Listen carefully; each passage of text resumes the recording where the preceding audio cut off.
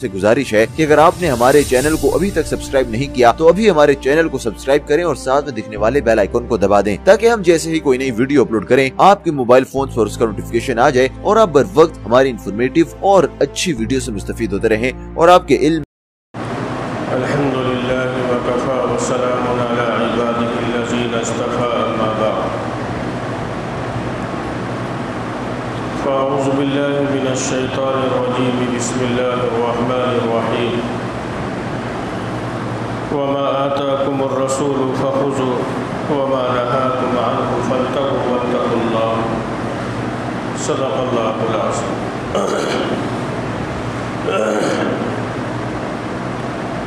اللہ تبارک و تعالی نے دین کو، شریعت کو اپنے محبوب نبی سیدنا محمد رسول اللہ صلی اللہ علیہ وسلم پر مکمل فرما دیا۔ چنانچہ حجۃ الوداع کے موقع پر جب تقریباً 1.25 لاکھ صحابہ کرام حضور کے ساتھ تھے حج میں، تو اس موقع پر عرفات کے میدان میں قرآن کریم کی یہ آیت کریمہ نازل ہوئی، الیوم اکملت لکم دینکم واتممت علیکم نعمتی ورضیت لکم الاسلام دینا، کہ آج ہم نے تمہارے لیے تمہارے دین کو مکمل کر دیا۔ تو گویا دین کی تکمیل، دین کی ابتدائی شروعات جو ہوئی تھی حضرت آدم علیہ السلام سے لے کر، وہ مکمل فرمائی اللہ تبارک و تعالی نے جناب رسول اللہ صلی اللہ علیہ وسلم پر حجۃ الوداع کے موقع پر میدان عرفات میں قرآن کریم کی اس آیت کو نازل فرما کر، اور پھر اللہ نے یہ دستور بنا دیا کہ اب قیامت تک کے لیے دین کے اندر کوئی نئی چیز داخل نہیں کی جا سکتی، اس لیے کہ دین کی تکمیل ہو رہی ہے جناب رسول اللہ صلی اللہ علیہ وسلم پر، اور حضور کو اللہ تعالیٰ نے اپنے پاس بلا لیا۔ تو اب اگر کوئی چاہے کہ دین کے اندر کوئی رد و بدل کرے، کوئی تبدیلی کرے، کوئی بدلاؤ لائے، تو وہ بدلاؤ نہیں لا سکتا چونکہ دین مکمل ہو چکا۔ اسی کو اللہ تعالیٰ نے قرآن کریم کی اس آیت کے اندر بیان فرمایا، وَمَا آتَاكُمُ الرَّسُولُ فَخُذُوهُ، کہ جو چیز تمہیں رسول دیں اس کو لے لو۔ دینے سے مراد یہ ہے کہ جس چیز کا حکم تمہیں رسول اللہ صلی اللہ علیہ وسلم دیں اس کو کرو۔ وَمَا نَهَاكُمْ عَنْهُ فَانْتَهُوا، اور جس چیز سے رسول اللہ صلی اللہ علیہ وسلم منع کریں اس سے رک جاؤ۔ تو ایک طرف یہ ذہن میں رہے کہ دین کی تکمیل ہو گئی، دین مکمل ہو گیا، اور پھر اللہ نے قرآن کریم میں فرمایا کہ جس چیز کا حکم کرنے کا حکم رسول دیں اس کو کرو، اور جس چیز سے رسول منع کر دیں اس کو نہ کرو۔ بعض مسائل ایسے ہیں جو قرآن سے ثابت ہیں یا احادیث سے ثابت ہیں، اب اگر اس میں کوئی گنجائش کرنا چاہے اور کوئی رد و بدل کرنا چاہے تو اس میں کوئی گنجائش نہیں کر سکتا، رد و بدل نہیں کر سکتا، ان کو تبدیل نہیں کر سکتا۔ کہیں ضرورت پڑتی ہے کہ کچھ مسائل نئے آتے ہیں، جدید مسائل، تو اس میں جس چیز پر امت کا اجماع ہو جائے وہ دین اور شریعت بن جاتا ہے۔ تو جب حضور صلی اللہ علیہ وسلم پر اللہ نے دین کو مکمل فرما دیا تو ہمارا اپنا عقیدہ بھی ہونا چاہیے کہ حضور نے تمام زندگی کے شعبے کی دین کی تکمیل کی ہوگی۔ مثال کے طور پر شادی کا موقع، تو حضور نے خود نکاح کیے اور پھر اپنی بیٹیوں کے نکاح حضور نے کیے۔ تو اگر شادیوں کا دین کیا ہے، شادیوں کا طریقہ کیا ہے، تو حضور صلی اللہ علیہ وسلم کی زندگی سے ہمیں ملے گا کہ حضور نے خود بھی نکاح کیے، نبوت ملنے سے پہلے بھی حضور نے اپنے نکاح کیے، نبوت ملنے کے بعد بھی کیے، اور حضور صلی اللہ علیہ وسلم نے اپنی بیٹیوں کے نکاح کیے۔ اب شادی کیسے ہوگی؟ تو شریعت نے ہمیں پیاسا اور تشنا نہیں چھوڑا، بلکہ حضور کی سیرت موجود ہے۔ بلکہ یوں کہا جائے، اگر ہم اس کو دوسرے لفظوں میں کہیں کہ سب سے بابرکت شادی وہ ہوگی جس میں لڑکی والوں پر ایک تنکا نہ خرچہ کرایا جائے، وہ سب سے بابرکت شادی ہوگی۔ اور دعا کریں کہ اللہ امت میں ہمارے اور آپ کے یہاں اس چیز کا رواج پڑ جائے، یہ چیز رائج ہو رہا ہے۔ تو ایک تو یہ موقع ہو گیا کہ شادی کا موقع حضور نے خود نکاح کیے، اپنی بیٹیوں کے نکاح کیے۔ دوسرا دیکھنا یہ ہے کہ حضور صلی اللہ علیہ وسلم نے ایک تو خوشی کا موقع، دوسرے غمی کا موقع۔ حضرت زینب کا انتقال حضور کے سامنے ہوا، جو حضور کی سب سے بڑی بیٹی۔ حضرت رقیہ کا انتقال حضور کے سامنے ہوا۔ حضرت ام کلثوم کا انتقال حضور کے سامنے ہوا۔ یہ تین بیٹیاں حضور کی تھیں جن کا انتقال حضور کے سامنے ہوا۔ حضور علیہ السلام کے بیٹے تھے، بعض لوگوں نے کہا 3، کچھ لوگوں نے کہا 4، ہمیں اس پہ نہیں جانا، لیکن حضور صلی اللہ علیہ وسلم کے بیٹوں کا انتقال بھی بچپن میں ہوا۔ بیٹے جو اللہ نے آپ کو دیے ان کا انتقال بچپن میں ہوا، اور بیٹیوں کا انتقال آپ نے ان کی شادیاں کی اور ان کے بعد میں پھر بیٹیوں کا انتقال ہوا۔ تو اگر خوشی کے موقع پر کیا کرنا ہے تو حضور کی سیرت موجود ہے، اور غمی کے موقع پر کیا کرنا ہے اس میں بھی حضور صلی اللہ علیہ وسلم کی سیرت موجود ہے۔ دوسری یہ کہ اگر اس کو ہم تقسیم کریں دوسری چیز پہ، ایک یہ ہوتے ہیں جس کو کہتے ہیں حقوق اللہ۔ نماز یہ اللہ کا حق ہے، اللہ اور بندے کا معاملہ ہے۔ روزہ یہ اللہ اور بندے کا معاملہ ہے۔ زکوٰۃ ادا کرنا یہ اللہ اور بندے کا معاملہ ہے۔ مال دیا ہے اللہ نے، حج کرنا یہ اللہ اور بندے کا معاملہ ہے، اس کو حقوق اللہ کہا جاتا ہے۔ اب اگر ان حقوق اللہ کی ادائیگی میں کچھ کمی اور کوتاہی ہوتی ہے، آدمی ان فرائض کا انکار نہیں کرتا، لیکن اگر اس کی ادائیگی میں کچھ کمی اور کوتاہی ہوتی ہے تو پھر ہمیں کہنے کا کچھ حق نہیں ہے، اللہ جانے اور وہ بندہ جانے۔ دوسرے شریعت کو اگر دیکھا جائے دوسرے حصے میں تقسیم کیا جائے، ایک تو حقوق اللہ آ گئے، اس میں اللہ کے حق جو بندوں پر ہے۔ دوسرے یہ کہ حقوق العباد، حقوق العباد کا تعلق بندوں کی ذات سے ہے۔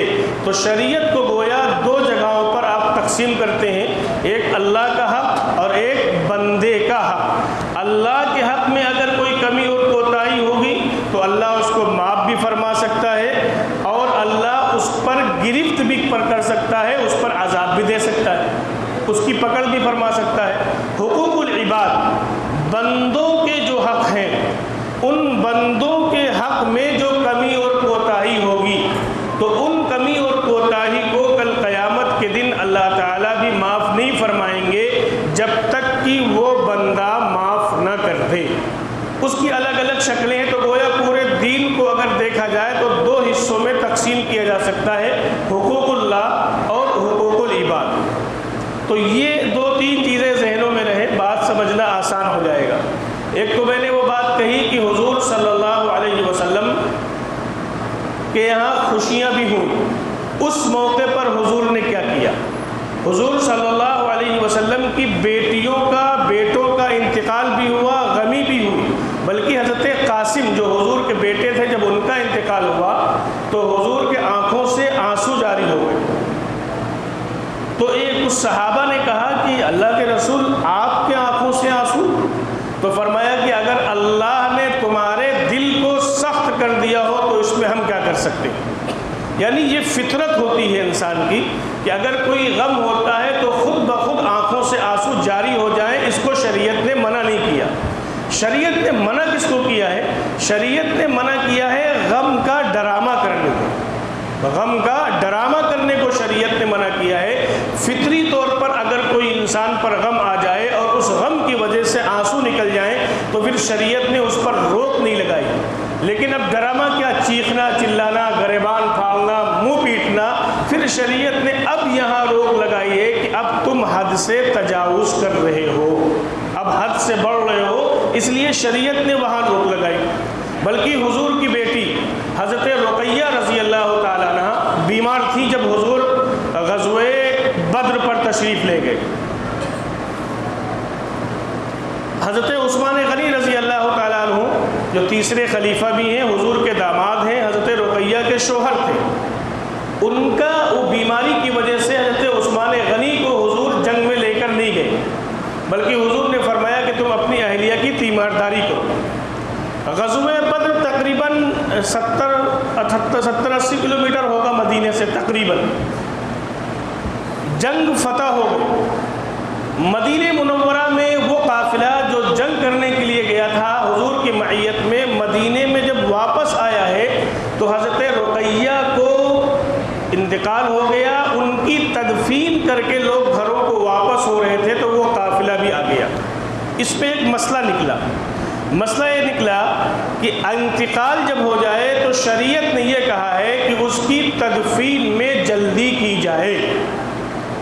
شریعت نے کہا ہے کہ جب کسی کا انتقال ہو جائے تو اس کی تدفین میں جلدی کی جائے۔ دوسری یہ بات کہی کہ جب بن بیاہی لڑکی کا جوڑا مل جائے تو اس کے نکاح میں جلدی کی جائے، اس میں بھی تاخیر نہ کی جائے اور تدفین میں بھی تاخیر نہ کی جائے۔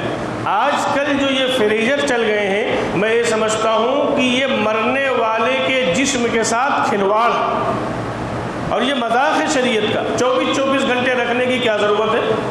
نقل مکانی کرنے کی کیا ضرورت ہے؟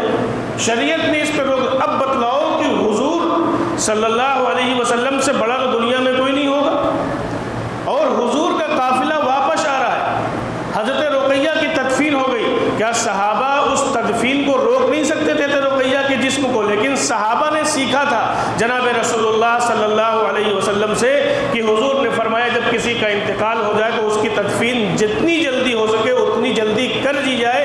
اس پر عمل کیا تھا جناب رسول اللہ صلی اللہ علیہ وسلم نے۔ تو یہ جو ہمارے یہاں رواج پڑ گیا ہے، اس رواج کو بھی ختم کرنے کی ضرورت ہے۔ ملکوں سے آدمی نماز جنازہ پڑھنے کے لیے آ جاتا، محلے کی نماز کی اذان سنتا رہتا، محلے کی مسجد میں نہیں جاتا۔ تو یہ عمل ہمارا 24 گھنٹے روکنا یہ شریعت کے بالکل خلاف ہے۔ فرمایا کہ وہ عمل جو شریعت کے مطابق ہو، اگر اس تدفین میں چند لوگ شامل ہوں اور شریعت کے مطابق تدفین ہو رہی ہے تو فرمایا یہ مردے کے لیے زیادہ بہتر ہے مرنے والے کی یہ بمقابلے کہ 24 گھنٹے رکھ کر لوگوں کی بھیڑ لگائی جائے۔ کیوں؟ وہ سنت کے خلاف ہو جائے گا۔ دوسری بات یہ کہ اب انتقال کے بعد چونکہ ہمارا جو ملک ہے وہ ملک آستھا پر ہے۔ اب وہ آستھا کی بنیاد پر ہمارے اس ملک کی بنیاد رکھی گئی۔ اب مذہب میں تو تبدیلی آ گئی لیکن سوچ میں تبدیلی نہیں آئی۔ بدل تو لیا ہم نے اپنے آپ کو، شریعت کو، اسلام کو ہم نے فالو کر لیا، مان لیا، لیکن سوچ میں تبدیلی نہیں آئی۔ بہت سی چیزیں ہمارے اندر جو آئی ہیں وہ اسلام کی، شریعت کی، دین کی، جناب رسول اللہ صلی اللہ علیہ وسلم کی لائی ہوئی تعلیمات کی نہیں ہیں بلکہ برادران وطن کی ہیں۔ مثال کے طور پر مہندی لگانا یہ اسلام کا حصہ نہیں ہے۔ شادی کے موقع پر صحرا پہننا یہ اسلام کا حصہ نہیں ہے، یہ اسلام نے اس کی تعلیم نہیں ہے۔ اسلام نے کہیں منہ چھپانے کی تعلیم ہی نہیں دی کہ منہ چھپایا جائے۔ اسی طریقے سے مرنے کے بعد، انتقال کے بعد میں پھر تیجا کرنا، 10واں کرنا، 20واں کرنا، 40واں کرنا، برسی کرنا شریعت میں کہیں بھی نہیں ہے۔ پوری ذمہ داری کے ساتھ میں یہ بات کہہ رہا ہوں۔ ہاں، انتقال کے بعد میں ہمارے گھر سے کوئی رخصت ہوا ہے، ہمارے گھر کا کوئی گیا ہے تو ہم اس کے لیے جو کچھ خیر کے کام کر سکتے ہیں، گھر کے لوگ مل کر جو قرآن پڑھ سکتے ہیں، جو نفل نماز پڑھ سکتے ہیں، جو صدقہ خیرات کر سکتے ہیں، جو غریبوں کو کھانا کھلا سکتے ہیں، وہ ہم کریں گے اور نیت کریں کہ اس کا اجر ہمارے فلاں مرحوم کو ملے، وہ تو ملے گا۔ لیکن جو یہ رسمن کرنا یہ ہمارے یہاں تیجا ہے، وہاں 13ویں، فرق کیا ہوا؟ آیا کہاں سے؟ یہ آیا تو وہیں سے۔ اور میرے دوستوں کتنے افسوس کی بات ہے کہ کسی کے والد کا انتقال ہوا، مالی اعتبار سے اگر دیکھا جائے باپ اگر کما رہا ہو تو ایک تو باپ کے کمانے کا خسارہ ہوا، دوسرے والد کے جانے کا صدمہ ہوا، بعد میں پھر وہ سماج اور معاشرے کے دباؤ میں بریانی کی دیگوں کا انتظام کرے؟ اس سے زیادہ کوئی ظلم کی بات نہیں ہو سکتی کہ سماج کے دباؤ میں اب اس پر مزید خرچ کا بوجھ ڈالا جائے۔ اور ہوتا کیا ہے، کھانے کے بعد کھانے والے کھائے اور نکل کے چلے گئے، یار چکنا کم تھا اور نمک تھوڑا زیادہ ہو گیا تھا۔ میں سمجھتا ہوں کہ یہ جو ہمارے معاشرے میں رائج ہے، اس پر اس کو کرنے سے مرحوم کو ایک نیکی بھی نہیں ملتی، ایک نیکی بھی نہیں ملتی، چونکہ یہ شریعت سے الگ ہٹ کے ہے۔ وہ بات ذہن میں رکھ رہے کہ دین کو اللہ نے حضور پر مکمل کیا ہے، اور اللہ نے فرمایا کہ جس چیز کا حکم تمہیں رسول دے اس کو لو، اور جس چیز سے تمہیں رسول منع کرے اس سے رک جاؤ۔ تو حضور نے تو یہ نہیں کیا۔ حضور کی 3 بیٹیوں کا انتقال ہوا حضور کی زندگی میں، کیا حضور نے تیجا کیا؟ کیا حضور نے 10واں کیا؟ کیا حضور نے 40واں کیا؟ کیا حضور نے برسی کی؟ اگر حضور نے کیا ہے تو شوق سے کریں، اور اگر امام الانبیاء سیدنا محمد الرسول اللہ صلی اللہ علیہ وسلم نے نہیں کیا ہے تو ہم یہ سوچیں کہ یہ رسم آئی ہمارے یہاں کا، اور اس سے بڑی خرافات کہ تیجے اور 40ویں اور 10ویں کی رسم میں معلوم یہ ہوگا کہ فاتحہ شام کو ہونی ہے، اب وہ کھانے میں تمام چیزیں رکھی جا رہی ہیں، خربوزہ بھی لے آؤ ابا کو پسند تھا، پان بھی لے آؤ ابا کو پسند تھا۔ یہ کیا دین کا مذاق نہیں؟ یہ شریعت کا مذاق نہیں؟ اب ہم آگے نہیں کہیں گے کہ اگر کسی نوجوان کسی بوڑھے کو کچھ اور پسند تھا، رات میں کچھ لگا لیتا ہو تو وہ بھی رکھو، پھر اگر پسند کی چیز رکھنی۔ یہ تو دین کا سراسر مذاق ہے۔ دین کو کسی کے ہاتھ کا وہ نہیں ہے کہ جو چاہے دین کے اندر تبدیلی کر لے۔ اس لیے میں نے کہا کہ دین کو مکمل کیا تھا جناب رسول اللہ صلی اللہ علیہ وسلم نے۔ اب یہاں پر ایک بات سمجھنے کی ہے، وہ یہ کہ اس کے کرنے پر آپ 20 دیگ بریانی پکا دیں، مرحوم کے نام اعمال میں ایک نیکی کا اضافہ ہونے والا نہیں ہے، اور جس کام کو کرنے کا شریعت نے ہمیں حکم دیا تھا وہ کام ہم نے چھوڑ دیا۔ شریعت نے کیا کہا؟ شریعت نے یہ کہا کہ اگر تمہارے والد دنیا سے چلے گئے ہیں اور ان کے اوپر اگر کچھ روزے فرض چھوٹے ہوئے ہوں، کچھ نمازیں ان کی فرض چھوٹی ہوئی ہوں، تو شریعت نے کہا اس کا فدیہ دے دو۔ شریعت نے کیا کہا؟ اس کا فدیہ دے دو۔ تو ان کے ذمے جو فرض روزے ہوں گے اور فرض نمازیں ہوں گی تو وہ بدل ہو جائے گا ان چھوٹی ہوئی نمازوں کا اور چھوٹے ہوئے روزوں کا۔ شیطان نے ہمیں وہ کرنے نہیں دیا، لیکن اس سے زیادہ رقم ہمیں تیجے اور 40ویں میں شیطان نے لگا دی۔ 10-20 ہزار روپے اللہ نے اور دیا لوگوں کو، نمائش کے طور پر لوگ کرتے ہیں، 40-50 لاکھ روپے خرچہ کرتے ہیں تیجے 40ویں میں۔ لیکن اگر سوچیں کہ وہی رقم ہم صدقہ خیرات کر دیں، کسی مدرسے میں دے دیں، کسی غریب کی مدد کر دیں، یہ نیت کر لیں کہ ہم سوچیں ٹھیک ہے ہمارے والد کی 10 سال کی نمازیں چھوٹی ہیں، اتنی بڑی تعداد ہم فدیے کی رقم کی ادا نہیں کر سکتے، لیکن جتنا ان خرافاتوں میں پیسہ لگانا تھا اتنا پیسہ لگا کر ہم فدیے کی نمازوں کا تو فدیہ دے سکتے ہیں، وہ ہمارے والد کے ذمے سے ادا ہو جائیں گی۔ یہ کام شریعت کے کرنے کو کہا، اور شریعت نے ان کاموں کے کرنے کا کہا تھا، اس کو تو ہم نے کیا نہیں، اور دوسری کاموں میں ہم کو شیطان نے لگا دیا۔ تو اس لیے دین کی تکمیل کس پر ہوئی؟ جناب رسول اللہ صلی اللہ علیہ وسلم پر۔ ہمیں کرنا کون سے کام ہے؟ جو کام حضور نے کیا، یا جو کام حضور نے کرنے کا حکم دیا، یا جو کام حضرات صحابہ کرام رضوان اللہ تعالی عنہم اجمعین نے کیا، ان کاموں کو کریں گے تو شریعت بنے گا، ان کاموں کو کریں گے تو دین بنے گا، اور ان کاموں سے الگ ہٹ کر اگر ہم کریں گے تو دین نہیں بنے گا۔ اب کرنے کا کام یہ تھا کہ ہم یہ دیکھیں ملنے جلنے والوں پہ کہ ہمارے والد دنیا سے گئے، ہمارے بھائی دنیا سے گئے، ان پر کوئی قرض تو نہیں ہے، قرض ادا کیا جائے۔ شریعت نے کتنی اہم بات کہی جس پر توجہ نہیں۔ حضور کی شروع کی زندگی میں بتلاؤں کہ حضور جب مدینہ منورہ میں شروع دور میں کسی کی نماز جنازہ پڑھانے کے لیے تشریف لاتے تھے تو حضور صلی اللہ علیہ وسلم سب سے پہلا جنازے کے پاس آ کر نماز جنازہ پڑھانے سے پہلے سب سے پہلا سوال کرتے تھے، یہ بتلاؤ اس کے ذمہ کوئی قرض تو نہیں ہے جو مرا؟ کتنی اہم بات ہے۔ حضور پوچھ رہے ہیں، جنازہ موجود ہے، کہ اس کے ذمہ کوئی قرض تو نہیں ہے؟ بتلایا جاتا قرض ہے، فرمایا ادائیگی کی کوئی شکل ہے، کچھ ترکہ چھوڑا ہے۔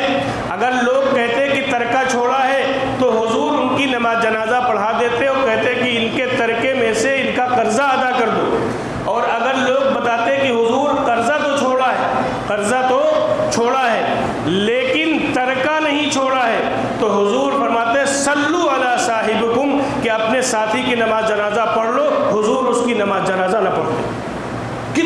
اہم بات، صلو علی صاحبکم، یہ جملہ حضور کی زبان مبارک سے نکلتا کہ اپنے ساتھی کی نماز جنازہ پڑھ لو، حضور واپس تشریف لے جاتے، فرمایا اس کے ذمے قرض ہے، اور جب یہ قرض ہے تو ایک حدیث میں آتا ہے کہ حضور علیہ السلام نے فرمایا کہ جس کے ذمے قرض ہوتا ہے اس کی نماز، اس کے خیر کے کام آسمان اور زمین کے بیچ میں معلق رہتے ہیں، اٹکے ہوئے لٹکے ہوئے رہتے ہیں، وہ اللہ کے دربار میں نہیں پہنچتے جب تک کہ ان قرضوں کو ادا نہ کر دیا جائے۔ حج پہ حج بھی چل رہا ہے، عمرے پہ عمرے بھی چل رہے ہیں، تلاوت پہ تلاوت بھی چل رہی ہے، تسبیح پہ تسبیح بھی چل رہی ہے، اور معاف کریے گا چلے پر چلے بھی چل رہے ہیں، لیکن لوگوں کے حقوق مارے جا رہے ہیں، لوگوں کے حقوق پر ڈاکہ ڈالا جا رہا ہے، قرض ہے اس کی ادائیگی کی فکر نہیں، صاحب مکان کرائے پر لے لیا، ایک معاہدہ ہو رہا، حقوق العباد کی بات چل رہی، مکان کرائے پر لے لیا، معاہدہ ہو گیا کہ ہم 1 سال رہیں گے، یہ کرایہ ہمارا ان کا طے ہو گیا، اب اس کے بعد میں خالی کرانا ہو تو صاحب کرایہ دیا 20,000 اور لیں گے کتنا 20 لاکھ، تب لے کے نکلیں گے، کیا یہ جائز ہوگا؟ آپ نے معاہدہ کیا تھا، اس معاہدے کی مدت تک آپ وہاں رہے، اور رہنے کے بعد میں رہنے کا آپ جو ہے وہ کرایہ دیتے رہے، اب اس صاحب مکان نے کہا نکل جاؤ تو نکل جانا بھی چاہیے، معلوم ہے پیشانی پر سجدے کے نشان بھی پڑے ہوئے ہیں، مکان مالک کو کرایہ بھی نہیں دیا جا رہا ہے، ظلم بھی کیا جا رہا ہے، خالی بھی نہیں کیا جا رہا ہے، اور سجدے سے سجدے بھی چل رہے ہیں، ان کا تعلق حقوق العباد سے ہے، اور یہ بات ذہن میں رہے، یہ حقوق العباد جب تک بندہ معاف نہیں کرے گا جب تک اللہ تعالیٰ بھی معاف نہیں کرے گا، آخرت میں اللہ بھی نہیں معاف کرے گا، کیونکہ ان کا تعلق حقوق العباد سے ہے۔ پہلے میں سمجھتا تھا کہ مکان مالک ظلم کرتے ہیں، لیکن اب جو صورتحال نکل کر سامنے آ رہی تو معلوم ہوا کہیں کہیں اللہ ماشاءاللہ وہ بھی ہوتا ہے، لیکن کرایہ دار بھی بہت ظلم کرتے ہیں۔ تو اس لیے جو معاہدہ ہمارا ہوا ہے اس معاہدے کے تحت ہو، اور انسانیت بھی یہی سکھاتی ہے، انسانیت بھی یہی سکھاتی ہے، شریعت بھی یہی سکھاتی ہے کہ حقوق بھی ادا کیے جائیں، اور اللہ کے حقوق بھی ادا کیے جائیں، اور بندوں کے بھی حقوق ادا کیے جائیں۔ اب بتلاؤ قرض باقی ہے، قرض نہیں دے پا رہے ہیں، اور اس کے بعد میں عمرے پہ عمرے حج پہ حج ہو رہے ہیں، تو کیا اللہ کے یہاں یہ مقبول ہو جائیں گے؟ ٹھیک ہے وہ آپ نے کیا اس کا اجر اللہ دے گا، لیکن جو آپ کے ذمے حقوق العباد باقی ہیں اس کو کون ادا کرے گا؟ تیجے پہ تیجا ہو رہا ہے، 40ویں پر 40واں ہو رہا ہے، ڈیک کی ڈیک سجائی جا رہی، معلوم باپ 10 لاکھ روپے قرضہ دے کے مرا، اس کے ادا کرنے کی فکر نہیں، وراثت میں تو سب حصہ لے لیں گے۔ تو اس لیے ان تمام چیزوں کو سمجھنے کی ضرورت ہے کہ حضور صلی اللہ علیہ وسلم پر اللہ نے دین کو مکمل کر دیا۔ اب میں ایک طریقہ بتلا دوں فدیے کا، فدیہ کیسے ادا کیا جائے گا؟ اگر کوئی شخص واقعی معذور ہے، شریعت نے جس کو معذور قرار دیا ہے، اب اگر وہ روزہ نہیں رکھ سکتا لیکن بے وجہ معذور نہ بنے، شریعت نے جس کو معذور قرار دیا، تو اس کا ایک روزے کا فدیہ ہوگا صدقہ فطر، ایک صدقہ فطر جتنا ہوتا ہے 40-42 روپے تقریباً ہوتا ہے، ایک روزے کا فدیہ ہوگا۔ ایسے ہی ایک نماز کا فدیہ ایک صدقہ فطر ہوگا۔ تو گویا 5 نمازیں دن بھر میں فرض ہیں، تو 5 نمازوں کا فدیہ 5 صدقہ فطر ہو گیا، اور وطر چونکہ واجب ہے وہ بھی فرض کے قائم مقام ہوتی ہے، اس لیے اگر کسی کو فدیہ ادا کرنا ہے تو وہ ایک دن کی 6 نمازوں کو جوڑے گا، اس میں وطر کو بھی جوڑے گا، تو گویا 6 صدقے فطر کے مطابق جب ادا کرے گا تو ایک دن کا فدیہ ہوگا، یہ اس کا حل ہوگا۔ یہ جب کریں گے تو اگر جو ہمارے عزیز اقارب دنیا سے گئے ہیں ان کو اس پر اجر بھی ملے گا آخرت میں، جو نماز جمعے میں باقی ہے وہ ادا ہو جائے گی، اس پر اجر بھی ملے گا۔ تو اس لیے ہم اور چیزوں پر توجہ تو دیتے ہیں، عبادات پر تو بہت توجہ ہے، لیکن حقوق العباد پر ہماری توجہ نہیں ہے۔ معلوم ہوا کہ راستے میں کوڑا ڈال دیا لوگوں کو تکلیف پہنچانے کے لیے، مکان بنوا رہے ہیں، مکان بنواتے بنواتے ہماری حد کہیں اور ہے، اپنی حد تک اپنی دیوار اٹھائی، آگے ہم کو اس پر چڑھنا ہے تو آگے کرسی دے دیا، راستہ تنگ کر دیا۔ تو یہ ساری چیزیں حقوق العباد میں آتی ہیں، اور جس بندے کو ہم نے تکلیف پہنچائی جب تک وہ بندہ معاف نہیں کرے گا جب تک اللہ تعالیٰ معاف نہیں کرے گا۔ اب معلومات کی چل رہا ہے ماں باپ کو دکھ پہنچایا جا رہا ہے، باہر بہت اچھا انسان، باہر لوگوں سے ملتا ہے مسکراتا ہوا ملتا ہے، باہر لوگوں سے ملتا ہے لگتا ہے بڑا سے اخلاق ہے، لیکن گھر والوں سے پوچھو جب گھر میں داخل ہوتا ہے تو بیوی بچے بالکل سہم جاتے ہیں، لگ رہا ہے کہ انسان نے کوئی درندہ آ گیا، انسان نہیں کوئی درندہ آ گیا۔ ماں باپ کے حقوق ادا نہیں کیے جا رہے، بچوں کے حقوق ادا نہیں کیے جا رہے، تو ان تمام چیزوں پر حقوق العباد پر توجہ دینے کی ضرورت ہے۔ اللہ نے ہم کو بیٹوں کی شکل میں جو بیٹے نعمت کے طور پر دیے ہیں، ان بیٹوں کی تعلیم اور تربیت پر توجہ دینے کی ضرورت ہے۔ اگر ہم نے بیٹوں کی تعلیم اور تربیت پر توجہ نہیں دی تو کل قیامت کے دن اس کے متعلق بھی ہم سے سوال ہوگا۔ یہ بیٹے ہمارے پاس امانت تھے، ایسا نہیں کہ صرف پیدا کر دیا اور چھوڑ دیا، ان کی صحیح تعلیم کی جائے، ان کی صحیح تربیت کی جائے اور ان کو صحیح جگہ لگایا جائے۔ یہ نظام جناب رسول اللہ صلی اللہ علیہ وسلم نے دیا ہے، تو اس لیے یہ طے کرو کہ ہم وہ کام کریں گے جو کام کرنے کا حکم ہمیں جناب رسول اللہ صلی اللہ علیہ وسلم نے دیا ہے، اور ہم ان کاموں سے بچیں گے جن کاموں میں ہمیں شیطان نے لگا دیا ہے۔ ہم معلوم کریں گے، اور معلوم کرنے کے بعد اگر ہمارے ہاں کوئی خوشی کا موقع ہے تو ہم معلوم کریں گے بھائی شریعت خوشی کے موقع پر کیا کہتی ہے۔ اب آپ خوشی کے موقع پر کوئی بات کرو، کہتے مولانا صاحب بس 3-4 دن جو ہے وہ اب شریعت کی بات نہ کرو، حسرت نکال لینے دو، بیٹے کی شادی ہے حسرت پوری کر لینے دو۔ ارے میاں حسرت پوری کرنے میں شریعت کی دھجیاں تو نہ اڑاؤ، اسلام کا مذاق تو نہ بناؤ۔ اچھا ایک چیز اور ہے، اس پر بھی کہیے، تھوڑی سی توجہ میں دلا دوں کہ معلوم ہوا کہ بہت اچھا رواج چل پڑا ہے کہ نکاح مسجد میں کیا جائے، نکاح بڑے بڑے اجتماعات میں کیا جائے، لیکن جب رخصتی تو پھر 300 بارات جا رہی، جب رخصتی پھر 200 بارات جا رہے ہیں، پھر فائدہ کیا ہوا ہے بتاؤ؟ سادگی سے نکاح کرنے کا فائدہ کیا ہوا؟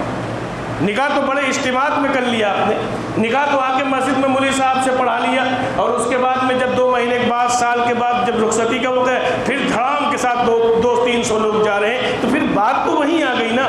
آپ نے صرف اپنے آپ کو دیندار ثابت کرنے کے لیے کہ ہم دیندار ہیں اس لیے ہم نے مسجد میں نکاح کر لیا، اور اس کے بعد میں ساری خرافات وہی کی۔ ہاں کہیں کہیں یہ زیادتی لڑکی والوں کی طرف سے بھی ہوتی ہے، وہ کہتے ہیں ارے آپ 20-25 باراتی آئیں گے تو ہماری ناک کٹ جائے گی، کم سے کم 150 آئیں۔ یہ دونوں طرف سے ہوتا ہے، ایک طرف سے نہیں، کہیں ادھر سے بھی ہوتا ہے۔ ارے 100-10-20 آئیں گے تو لوگ، ہمارے گاؤں کے لوگ، ہمارے محلے کے لوگ کیا کہیں گے؟ تو اس لیے اس پر کنٹرول کی ضرورت ہے۔ یہ طے کریں کہ ہم اپنی بچیوں کی، بچی والے تو نہیں کہہ سکتے بیچارے، ان کو تو شادی کرنی، لیکن بیٹے والے یہ کر سکتے ہیں کہ ہم اپنے بیٹوں کی جب شادی کریں گے تو اپنے بیٹے کی سسرال والوں کا کچھ بھی خرچ نہیں ہونے دیں گے۔ اور خرچ تو الگ بات ہے، پھر اب ڈیمانڈ ہوتی ہے کھانے کی کہ ہم کو نکاح کے دن یہ کھلانا، اور اس کے بعد میں رخصتی ہوا، کہتے ہیں کچھ نہ کرنا، بس ہماری مہمانوں کی عزت کر لینا۔ ارے مہمان تیرے ہیں، وہ کیوں عزت کرے گا، وہ کیوں اکرام کرے گا؟ مہمان تو تیرے، کھلانا تو ایک جو ہے ولیمے والا دن کھلا۔ اور اس مسئلے میں اگر غور کرو تو لڑکی بڑی بہادر ہوتی، لڑکا لڑکی کو لینے جاتا ہے 200 لوگوں کے ساتھ، وہ بیچاری اپنے گھر سے اکیلی چلی جاتی، تو بہادر کون ہوا؟ تو اس لیے ان تمام چیزوں سے اپنے آپ کو بچانے کی کوشش کرنا چاہیے کہ میرے دوستو دین کا، اسلام کا، شریعت کا حصہ نہیں ہے۔ حقوق العباد پر بھی توجہ دینی چاہیے کہ لوگوں کے جو حقوق ہم پر ہیں ان حقوق کی بھی ادائیگی ہوتی رہے۔ قرض ہے، میں نے ایک مکان کا تذکرہ کیا، وہ ہے، کاروباری مسائل ہیں، بیٹوں کے حقوق۔ کبھی کبھی ایسا ہوتا ہے کسی بیٹے سے محبت زیادہ تو اس پر ہم نے نچھاور کر دیا، کسی بیٹے سے ہم ناراض ہیں تو معلوم ہوا کہ اس کا کھانا پینا بند کر دیا، تو خدا کے یہاں مجرم اور باغی ہوں گے ہم۔ اس لیے کہ سارے بیٹوں کے حقوق یکساں رکھے ہیں اللہ تعالیٰ نے، اس لیے ان میں بھی یکسانیت ہونی چاہیے۔ فرمایا کہ اگر کسی کی بیٹیاں ہیں اور کسی کے بیٹے ہیں، اور اگر وہ بیٹیوں پر بیٹے کو ترجیح دیتا ہے اور بیٹیوں کو نظر انداز کرتا ہے تو شریعت نے فرمایا یہ مجرم ہے، کل قیامت کے دن اللہ کے یہاں پکڑا جائے گا۔ اس نے اپنے بچوں میں تفریق کی، بیٹیوں میں فرق کیا، بیٹیوں کو حقیر سمجھا اس نے اور بیٹوں کو اعلیٰ سمجھا، تو کل قیامت کے دن یہ اللہ کے یہاں پکڑا جائے گا۔ تو یہ چند بے ترتیب باتیں تھیں جو ترتیب سے نہیں تھیں، تو میرے ذہن میں تھیں، یہ میں نے عرض کر دی۔ تو یہ طے کرو کہ انشاءاللہ ان تمام خرافات سے اپنے آپ کو بچانے کی کوشش کریں گے۔ انتقال کے اب مروجہ قرآن خوانی، جو ہمارے یہاں مروجہ قرآن خوانی رائج ہے، کہتے ہیں مکتب کے بچوں کو بلا لو، ہم لوگ کو بڑا تجربہ ہے اس کا جو بچے بلانے آتے ہیں وہ بھیجتے ہم ہی لوگ ہیں. اب بچے نہیں ہیں, اب آپ کی بات بھی رکھنی ہے تو معلوم ہو کہ ان بچوں کو بھی بھیج دیتے ہیں لوگ جو بچے پڑھے ہوئے بھی نہیں. آپ کی بات رکھنی ہے نا, آپ ناراض نہ ہو جائے کریں. تو اب ان بچوں کو بھی بھیج دیا جاتا ہے جو بچے پڑھے ہوئے بھی نہیں. اب اس کے بعد میں جب بچے پڑھنے گئے وہاں تو آپ تو اندر چلے گئے, اب پتہ نہیں وہ بیچارے پڑھ رہے ہیں کہ آپس میں باتیں کر رہے ہیں. تو یہ مروجہ قرآن خوانی, اس سے مردے کو کچھ ملنے والا نہیں. اور یہ جو پتہ نہیں ہمارے ذہن میں کہاں خط سوار ہو گیا کہ نیا مکان لو تو قرآن خوانی کرا دو. ارے آپ اپنے گھر میں انٹری کریں, اپنے گھر میں داخل ہوں, اللہ نے جو توفیق دی ہے وہ کریں, 2 رکعت نماز پڑھیں, اللہ سے دعا کریں اللہ ہمارے لیے خیر و برکت نازل فرما, اور اگر کوئی شر ہو تو اللہ اس گھر سے شر کو دور فرما. جتنی تکلیف ہمیں ہوگی اور جس درد کے ساتھ ہم اپنے مکان میں دعا کریں گے, کوئی دوسرا خریدا ہوا مولوی دعا نہیں کر سکتا. تو سب خریدے ہوئے ہیں, جاؤ گے جو کوئی جائے گا اس کو ناشتہ کرا دو گے, زیادہ سے زیادہ بریانی کھلا دو گے, بچے جائیں گے 50 روپے دے دو گے, تو یہ خریدے تو ہوئے. اب خریدے ہوئے پر کوئی اجر ملنے والا. تو اس لیے خود طے کرو کہ اگر ہمارے گھر سے کوئی چلا گیا دنیا سے تو ہم خود گھر والے جتنا پڑھ سکتے ہیں اتنا پڑھیں گے, اور اس کے بعد میں نیا مکان لیا, نئی دکان لی تو ہم خود جو پڑھ سکتے ہیں. اب صبح مکان میں یا دکان میں داخل ہو تو سورہ یاسین پڑھ لیں. اللہ تعالیٰ نے, اللہ کے رسول صلی اللہ علیہ وسلم نے اس کی فضیلت بیان فرمائی ہے. تو یہ تمام چیزیں جو کرنے کی وہ ہم کرتے نہیں, ہم سوچتے ہیں ہر چیز میں کرائے کے لوگوں کو بلا لو, کام چلا لو. تو اس لیے شریعت میں کرائے کے لوگوں کو نہ بلایا جائے, خود عملی طور پر کرنے کی کوشش کی جائے. اور